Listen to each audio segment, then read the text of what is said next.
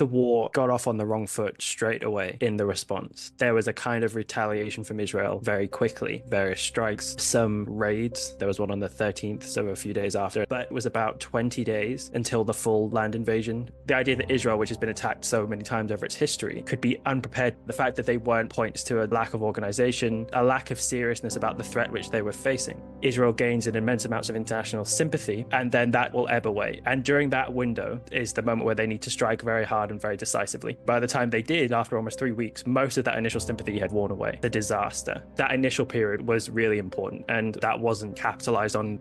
Israel, for its victory conditions to be met, it needs to be convincingly communicating to the world that it is the moral party. It's a thing commonly said in Israel that the Israeli army is the most moral army in the world. The reason why they say that is because they do a lot of altruistic things. They'll let the inhabitants of a building know before they bomb it that they're going to do that. They'll drop leaflets, whereas actually they're morally praiseworthy to the extent that they are forthrightly destroying the enemy and defending their own people. That's what would make them the most moral army in the world. What Israel needs to do is to successfully communicate their moral superiority to the world. And Israel has fantastically been losing the communications war. And that's not because they don't have talented, good communicators in the right positions.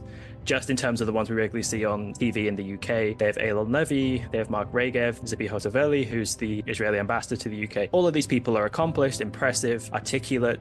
Even if their moral case for Israel isn't fully lacking an altruistic argument, they aren't losing because they haven't got the right people. They're losing essentially because they're failing to make the case in fully the right way. They're failing to be fully egoistic. They're failing to condemn the international community's response enough. The major example recently is the case in the International Court of Justice. They are saying that it's a charade, but by engaging with it, they're giving it the legitimacy, and therefore they're twisting their own noose. They are contributing to the slow defeat of themselves on the international stage. They end up being besmirched by association, because in most people's minds, Israel has completely lost its moral high ground. It's been brought down to the level of its neighbors, who are the barbaric aggressors.